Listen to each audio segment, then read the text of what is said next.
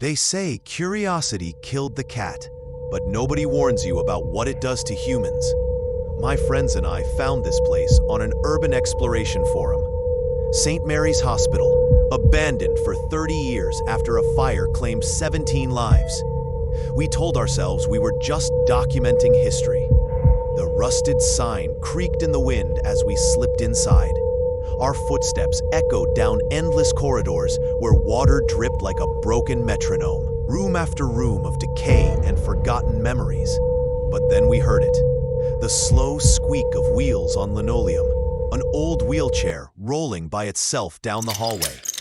We laughed nervously, blamed it on uneven floors. That's when the voice came, a child's whisper, soft and sweet, calling my name from an empty pediatric ward. Sarah, Sarah, come play with me, Sarah. I turned to tell my friends we needed to leave, but the doorway behind us was gone, just solid wall. The voice giggled from somewhere in the darkness. We weren't exploring anymore. We were visiting ours.